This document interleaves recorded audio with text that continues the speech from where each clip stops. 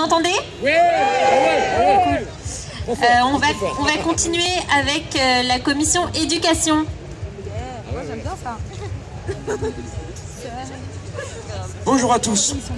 Alors, on a commencé à... Alors, la commission éducation. Je voudrais dire, premièrement, qu'il y a une commission d'éducation populaire qu'on aimerait rencontrer plus tard, parce qu'on a sûrement plein de choses à se dire. Alors, pendant cette commission, qui a eu lieu il y a 2 heures,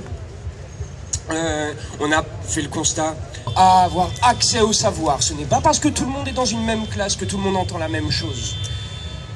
Et ça, encore une fois, on a un système de reproduction des inégalités sociales, des inégalités qui ont lieu en dehors de l'école et qui s'expriment à l'intérieur de l'école.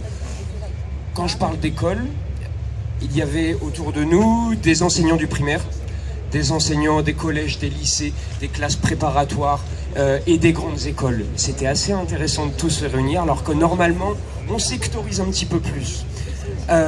Et il y a un mot aussi qui est revenu, c'est le formatage. C'est le formatage par rapport à des programmes qu'on doit suivre, par rapport à des réformes de l'éducation qu'on doit suivre, par rapport à des formations. Alors, il y a un message qui m'a particulièrement marqué, c'est quand un étudiant veut être professeur, il a sa licence, il rentre pour 2 années de formation, il suit des cours, il fait des mémoires. La 2e année, il va rentrer en classe à mi-temps, il va suivre des cours, il va faire des mémoires, il n'y a aucune place pour toutes les pédagogies différenciées, les pédagogies nouvelles, les pédagogies émancipatrices, celles qui apprennent aux enfants à faire ce que je fais actuellement, à vous parler. On a parlé bien sûr du budget, bien sûr des sous, bien sûr des ressources qui diminuent. Mais elles ne font pas que diminuer partout.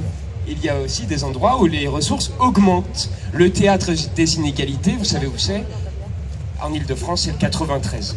C'est le 93. À Saint-Denis, il y a des écoles avec de l'amiante encore à l'intérieur. Et oui, c'est vachement bien d'être professeur pendant plusieurs dizaines d'années dans la même école, c'est génial pour la santé.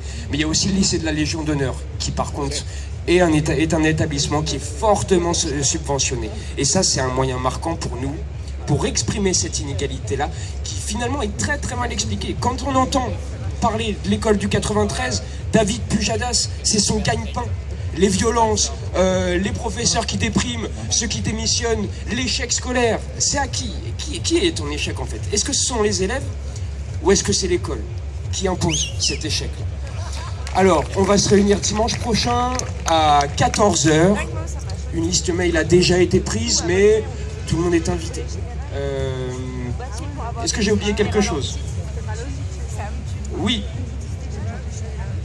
Juste pour rajouter quelque chose, à 14 h dimanche, on se réunit pour 2 choses.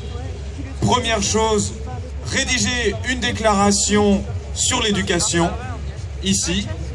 Deuxième chose, réfléchir à une action symbolique pour dénoncer les inégalités face à l'éducation en France aujourd'hui. Voilà.